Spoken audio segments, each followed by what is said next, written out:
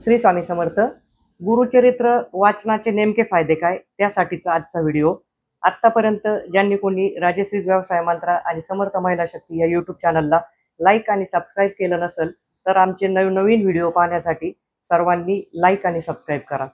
तर गुरुचरित्र वाचणारा व्यक्तीच मुळात भाग्यवान असतो. कारण आपल्याकडे कितीही पैसा असू द्या, आपला कितीही मोठा व्यवसाय असू द्या, आपण कितीही धनिक असू द्या, परंतु गुरुचरित्र वाचनाची इच्छा मनामध्ये तयार होणे आणि दत्तगुरूंनी ते आपल्याकडून करून घेणे आणि श्री स्वामी समर्थ महाराजांच्या साक्षीने आशीर्वादाने सप्ताह पद्धतीने गुरुचरित्र करण्यासाठी खूप पूर्वकर्मीचे भाग्य असावं लागतं. कारण ज्या वेळेस आपण गुरुचरित्र ही पोथी वाचनाला घेतो तर गुरुचरित्र हा साक्षात पाचवा वेद म्हणून गणला जातो. गुरुचरित्र या अमृततुल्य ग्रंथाचं वाचन करण्यासाठी आपल्या मनामध्ये पूर्वकर्मीचे काही जे दोष असतात ते निघून जाण्यासाठी ही बुद्धी आपल्याला होत असते. आणि गुरुचरित्र वाचनापूर्वीचे काय नियम आहे त्यासाठीचा आधीचा व्हिडिओ बघा.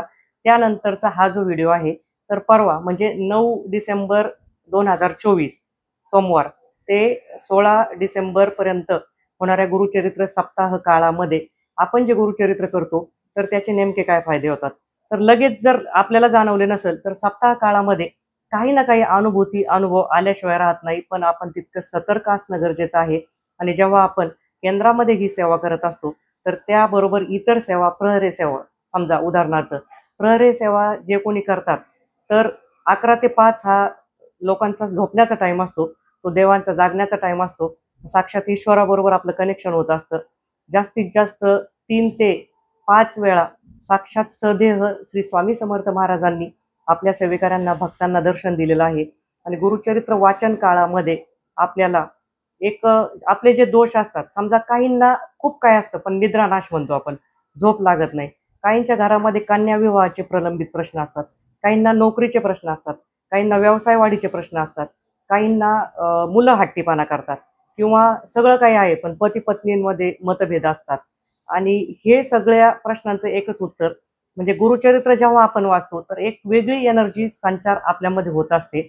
कारण स्वतः दत्तगुरूंनी असं सांगितलंय की जेव्हा त्यांनी आपल्या गाणगापूरला निर्गुण पादुका ठेवल्या आणि गुप्त झाले अमरच्या संगमामध्ये, तर त्यावेळेस सांगितलं पुस्तक रूपाने आम्ही भक्तांसाठी राहू आणि तोच आमचा प्रसाद भक्तांसाठी असेल. तर हे साधा सुद्धा ग्रंथ नसून हा एक अद्भुत, चमत्कारिक, भव्य दिव्य असा ग्रंथ आहे. त्याचे खूप पावित्र्य राखणं गरजेचं आहे. म्हणून सांगितलंय 7 दिवस पोथी हलवायची नाही. पोथी म्हणजे साक्षात दत्त स्वरूप गुरुदेव दत्त महाराज असतात, ज्यांनी जगाचं गुरुपद घेतलं. तर गुरुचरित्र वाचणाराने जसं पहिल्या व्हिडिओमध्ये सांगितलंय की परान्न टाळणं का, तर त्या घरामधले दोष आपल्याला माहिती नसतात, आपण केलेली सेवा निष्फळ जाऊ नये त्यासाठी हे असतात. आणि गुरुचरित्र वाचणाऱ्यांनी जो संकल्प पहिल्या दिवशी हातात पाणी घेऊन अक्षता टाकून केलेला असतो तर तो संकल्प निश्चितच पूर्ण होतो. परंतु आपल्याला वाटतं त्याप्रमाणे जरी झालं नाही तरी आपल्या गुरूंना वाटतं त्याप्रमाणे आपलं काम झालेलं असतं.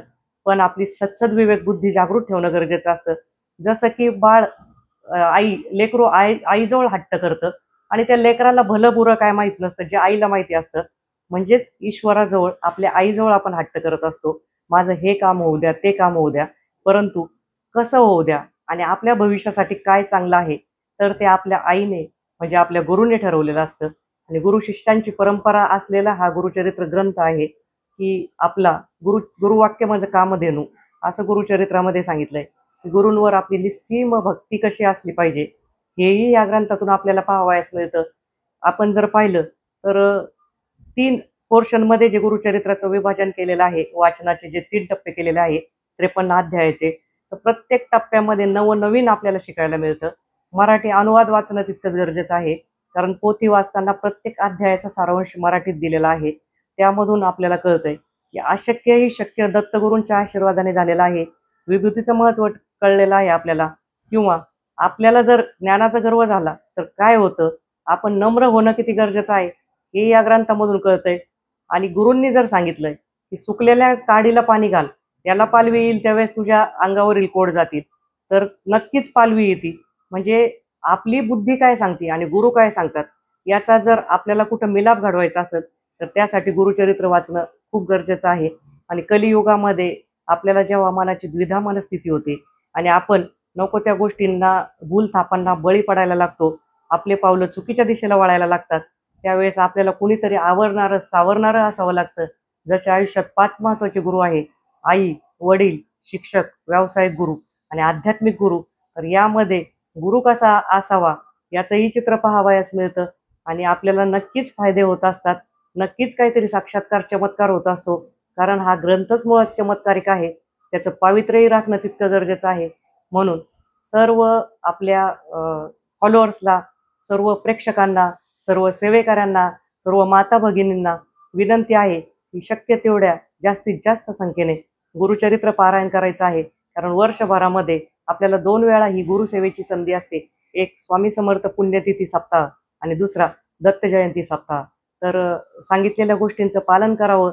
नक्कीच नक्कीच काहीतरी अनुभूती आणि साक्षात्कार गुरुचरित्र वाचनानंतर होणार आहे. तर सगळ्यांनी सतर्क राहणं तितकंच गरजेचं आहे. श्री स्वामी समर्थ.